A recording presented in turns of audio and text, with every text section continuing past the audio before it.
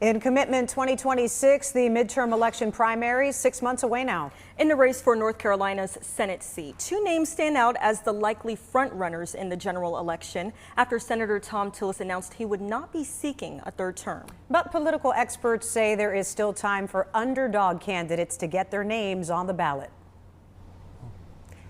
WXII 12's Joshua Davis has been following several campaigns. Joshua, who are those likely party nominees? Well, Christine, Kara, there are two obvious frontrunners in this race. Former North Carolina Governor Roy Cooper, a Democrat, and Republican National Committee Chair Michael Whatley, who previously served as chair of the North Carolina Republican Party.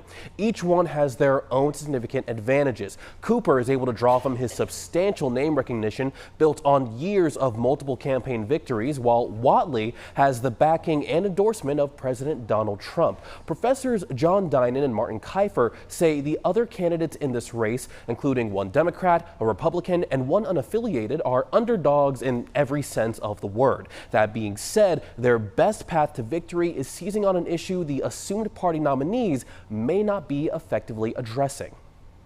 Sometimes those are issues such as trade issues or immigration issues, or take your pick. But that's the job of the upstart underdog candidates, is to seize on an issue that's important to the electorate, that is potentially important to the electorate, and to raise that profile of that issue and therefore raise their own candidacy. Right. And if something really big happens, then that gives an opportunity for someone else to step up and step in.